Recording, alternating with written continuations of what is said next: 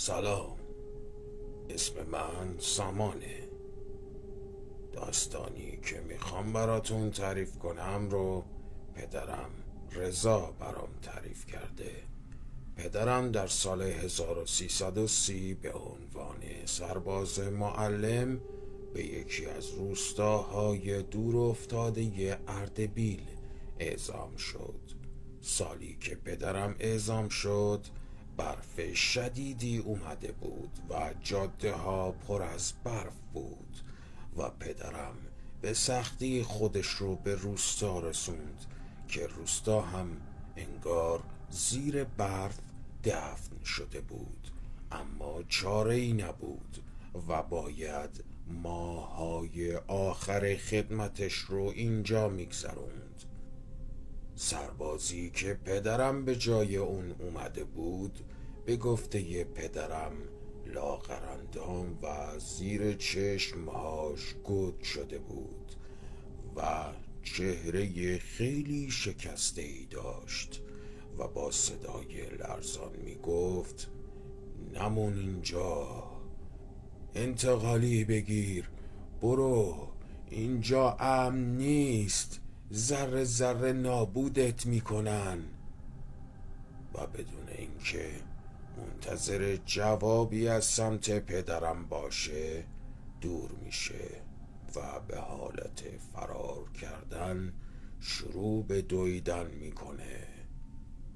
پدرم از همه جا بی خبر به سمت خونه کاهگلی کوچیکی که بهش داده بودن رفت تا شب رو صبح کنه و صبح زود کارشو توی مدرسه شروع کنه.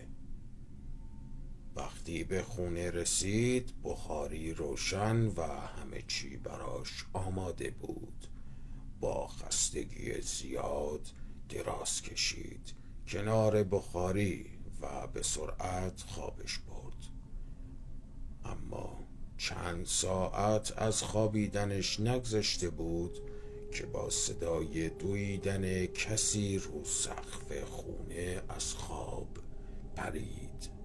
با ترس و گیجی از خواب پرید و به اطراف نگاه میکرد و دنبال منشأ صدا میگشت که دوباره صدای دویدن اومد و بلافاصله بعد از اون صدای خنده بچه ها و همه شروع شد و به ساعت نگاه کرد.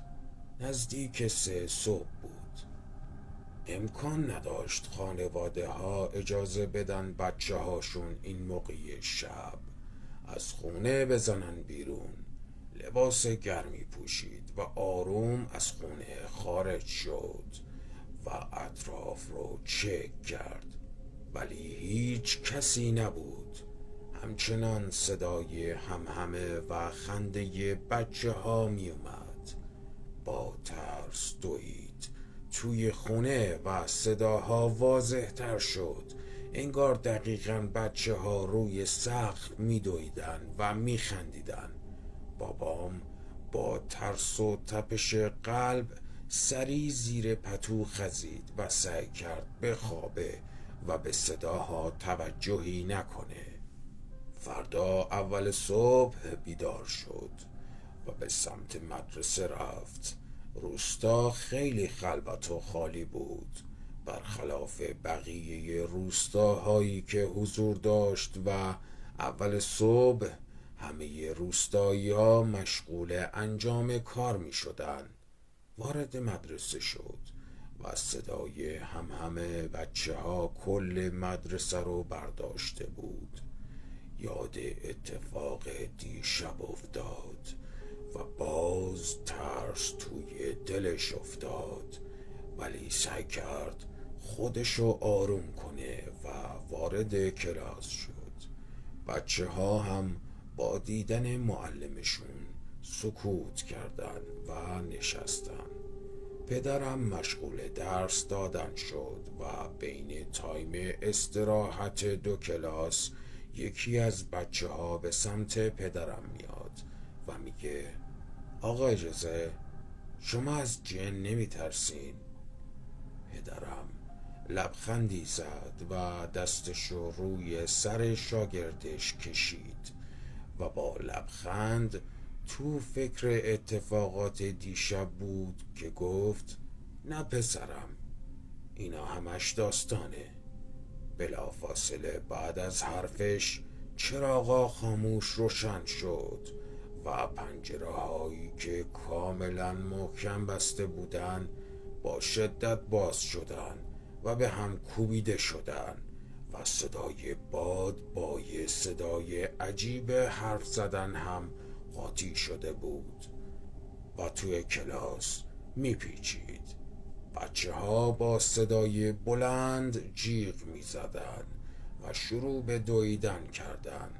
پدرم تمام تلاششو کرد آرومشون کنه، اما انگار یکی از بچه ها لحظه آخری یه سایه سیاه توی چارچوب در میبینه و دوباره همون وحشت و ترس بین بچه ها شروع شد و همشون از کلاس با همون وحشت زدن بیرون. پدرم هم کلی ترسیده بود ولی هیچی به روی خودش نمی آورد. بعد از اینکه بچه ها رو با کمک ناظم فرستادن خونه هاشون، سریع به همون خونه کاهگلی برگشت و شروع کرد به خوندن قرآن تا یکم آروم بشه. روز بعد تو راه مدرسه که کت خدای پیر روستا رو دید به سمتش رفت و براش تعریف کرد اتفاقاتی که توی این 2 روز افتاده رو و کت خدا با یه حالت غمگینی سر تکون داد و گفت ما یه اشتباهی کردیم و روی قبرستون مدرسه ساختیم. بعد از اون نه دیگه تونستیم مدرسه رو خراب کنیم، نه روستا رنگ آرامش رو به خودش دیده. اهالی میگن صدا میشنون، کسی رو میبینن یا حتی وسایلشون گم میشه و بدنشون بی دلیل زخمی میشه. پدرم بیشتر ترسید و تازه داشت حرف اون سرباز رو درک میکرد و اتفاقاتی که توی خونه و مدرسه افتاده بود هم واقعی بود و به خاطر باد نبود. با همون ترس هر روز به مدرسه میرفت و با کلی دعا آیه شبشو سر میکرد و روی بالشت میذاشت، اما شبی نبود که کابوس نبینه یا از پشت دیوار سایه نبینه. حتی بیشتر اوقات حس میکرد از خونه تا مدرسه رو کسی تعقیبش میکنه. رد پای بدون صاحب میدید و گاهی کسی از فاصله دور صداش میزد و وقتی برمیگشت کسی نبود. یه شب که با خستگی رسیده بود خونه و با خستگی داشت جاشو مرتب میکرد که بخوابه و دوباره همون صداها شروع شد. بین این صداها یکی با شدت شروع به کوبیدن در کرد. پدرم با کمی ترس به سمت در رفت. صدای ضربه به در با صدای باد ترکیب شده بود و ترس و وحشت بیشتری به دل پدرم مینداخت. با ترس و لرز زیادی در رو باز کرد و با رمال روستا مواجه شد و نفس عمیقی کشید که قرار نیست اتفاق بدی براش بیفته. رمال با همون صدا و چهره خونسا خیره شده بود به پدرم و به پدرم گفت از این روستا برو، تا الان بارها بهت گفتیم و نرفتی. اینجا نفرین شده، میفهمی؟ با جونت بازی نکن جوون، برو. و بی حرف از خونه دور شد. پدرم تو فکر حرفهای رمال به رخت خوابش رفت و در جا خوابش برد. دوباره کابوس میدید، کابوس مردهایی که دستاشونو گرفته بودن و دور پدرم میرقصیدن و آواز عجیبی میخوندن.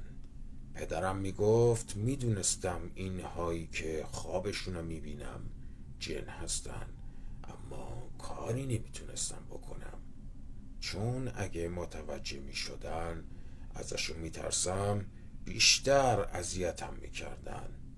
بعد از مدتی اهالی روستا به مناسبت ورود پدرم براش جشن ورودی گرفتن و اون رو به حمام عمومی روستا بردن.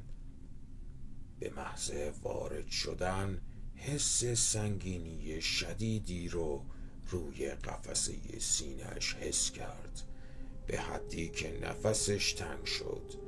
اما چون براش جشن گرفته بودن چیزی به روی خودش نمی آورد و مشغول جشن و پای کوبی با اهالی روستا شد. در همین بین متوجه سایه هایی می شد از گوش و کنار حمام حرکت می کردن و پشت پرده های نازک حمام می ایستن و به محض اینکه متوجهشون می شدی حرکت می کردن. بعد از جشن وقتی پدرم می خواست خودش رو بشوره و حمام کنه، حس کرد کسی پشت سرش ایستاده و به سرعت برگشت و با پیرمردی که صورتش سوخته بود و پوست صورتش جمع شده بود مواجه شد. پیرمرد لبخندی به پدرم زد و قبل از اینکه به پدرم چیزی بگه دست داغ و از سوختگی زیاد سیاه شدش رو روی شونه پدرم میذاره و همون قسمتی که دستش رو میذاره کامل میسوزه و ردش سالیان سال روی بدن پدرم میمونه. پدرم به محض برخورد دست اون پیرمرد دادی میکشه و بیهوش میشه و از صدای داد و افتادنش کف حموم اهالی روستا به سمتش میان و اون رو به خونه میارن. بعد از چند ساعتی که به هوش میاد اهالی روستا بالا سرش بودن و کت خدای محله و صاحب حمام به محض به هوش اومدنش همه با خوشحالی خدا رو شکر میکنن، ولی صاحب حمام تو سکوت به پدرم میگه مثل اینکه خودشونو بهت نشون دادن و سراغت اومدن. اگه میترسی الان برو تا دیر نشده. پدرم چیزی نگفت و اون شب رو همراه با کت خدای محله به خونشون رفت تا شب رو تنها نباشه و باز چیزی اذیتش نکنه. اما پدرم تعریف میکرد که کل مدت انگار کسی از بیرون و پشت پنجره خیره شده بوده بهش و با لبخند مضحکی نگاهش میکرد. شب که رسید پدرم جای خوابش رو پهن کرد و دراز کشید تا بخوابه و از فردا باز به مدرسه بره، اما همش حس میکرد کسی کف پاش رو قلقلک میده. بلند شد و اطراف رو نگاه کرد، اما کسی نبود.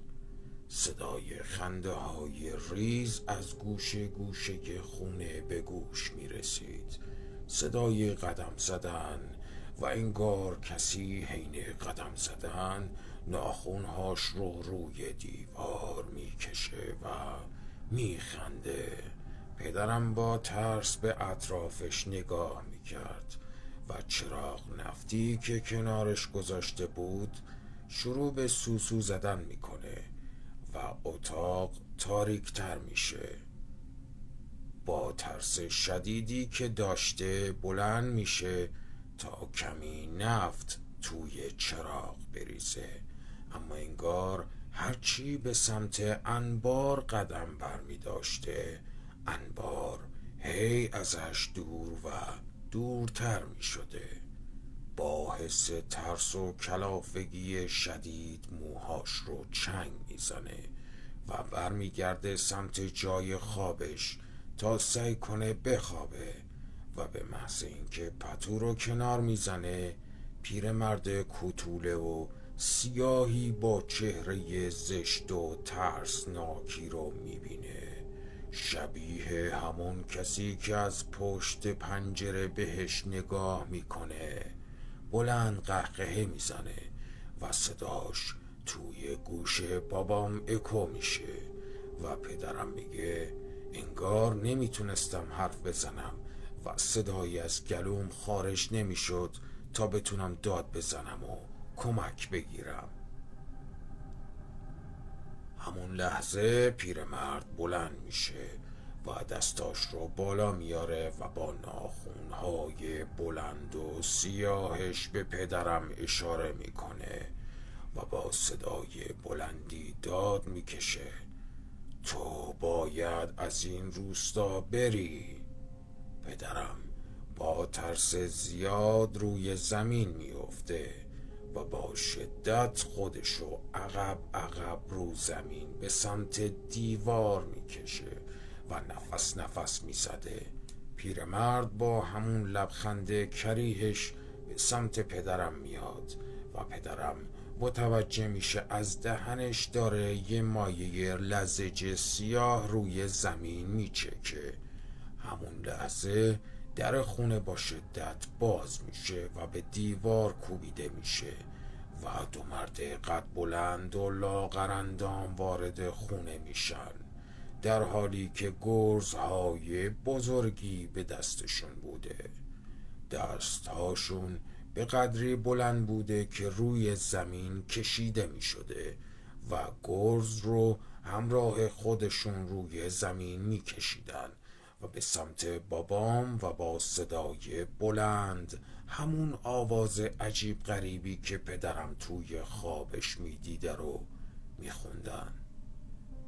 وقتی روبروی بابام میستن با لبخند نگاهش میکنن و گرز رو میارن بالا و کنارش روی زمین میکوبن و بلند میخندن و چهره ترسیده پدرم رو مسخره میکنن. پدرم دستاش رو به حالت التماس به هم میچسبونه و با کلی تلاش میگه میرم، به خدا میرم، همین فردا از اینجا میرم. پیرمرد کوتوله روبروش با صدای بلندتری میخنده و ناگهان قد میکشه تا سقف و دستاش مثل بقیه مردها روی زمین کشیده میشه و همشون یهویی خم میشن سمت بابام و سرشون کامل میچرخه و با سر کج و چشمای گرد در اومده به بابام خیره میشن و با صدای بلند میخندن. دهنشون رو انگار کسی از دو طرف میکشیده و لبخندی که میزدن لبهاشون کامل کش میومده و دهنشون کامل دیده میشده و همون مایه لزج سیاه از دهنشون روی زمین و روی پدرم میریخته. پدرم با گریه فقط التماس میکرده دست از سرشون بردارن و دنبال یه راه فراری بوده، ولی اونا انگار یه سرگرمی پیدا کرده بودن. هی اذیتش میکردن. انگشتاشون مثل کرمهای سیاهی کش می اومده و دور بدن پدرم حرکت می کردن و هر جایی که حرکت می کردن اون رد مایه لزج سیاه رو به جا می زاشتن. وقتی پدرم حس می کنه اون کرمها میان روی بدنش و دارن نزدیک دهنش میشن طاقت نمیاره و بیهوش میشه. بعد از چند روز همچنان با حالی داغون، در حالی که توی تب میسوخت و هزیون درباره اون شب میگفت، اهالی روستا زنگ میزنن برای کمک و فرمانده یگان منطقه پدرم به همون روستا میاد تا ببینه جریان چیه. با دیدن وضعیت پدرم و 2 سرباز قبلی که اینجا بودن، سریع به پدرم مرخصی میده و اون رو از اونجا میبره و تصمیم میگیره دیگه کسی از سربازهاش رو اینجا نفرسته. پدرم به شهر خودمون برمیگرده و بعد از مدتی با دعا نویسی صحبت میکنیم و با دعایی که میخونه حال پدرم بهتر میشه و مشغول خدمت تو همون شهر خودمون میشه. دعا نویس گفت خوشبختانه اتفاق بدی براش نیفتاده و طلسمی اون رو گرفتار نکرده، ولی از ترس زیادی که توی اون مدت تجربه کرده به این روز افتاده که با کمی دعا حالش بهتر شده. و بعدها پدرم وقتی از اون روستا خبر میگیره متوجه میشه خالی از سکنه شده و 3 نفر از اهالی روستا از جمله رمال و صاحب حمام عمومی به طرز وحشیانه‌ای کشته شدن. پدرم هر روز خدا رو شکر میکرد که از اونجا خلاص شده و ترس اون موجودات ثانیه‌ای رهاش نکرد و هر روز دعای محافظش رو میخوند که مبادا باز توی خواب سراغش بیان. خب دوستان، مرسی که تا اینجای داستان با ما همراه بودین. لطفاً با لایک و کامنتاتون از ما حمایت کنید و در کانال ما عضو بشید. تا ویدیوی بعدی، خدا نگهدار.